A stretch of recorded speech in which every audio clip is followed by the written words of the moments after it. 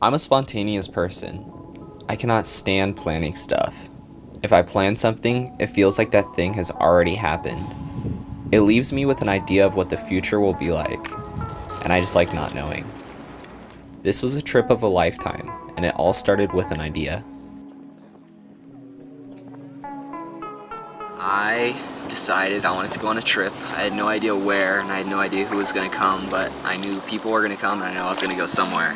I basically started Instagram stories saying, hey, I'm trying to go travel, blah, blah, blah, blah. Who wants to come along? But now we're here, making some oatmeal and shit. If we didn't have this little cooker guy, fucked. Yeah, we would not be right here right now. I've never met any of them in person before this trip. The idea was simply to bring a few creatives together and just thrive.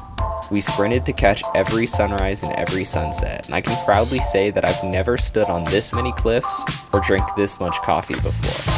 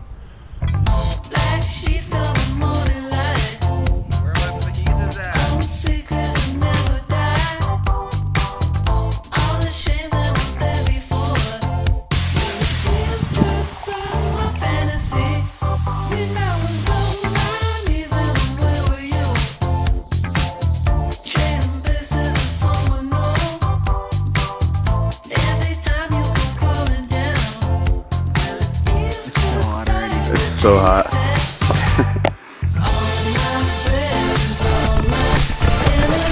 It's like 6 in the morning. She did that. Surprisingly, like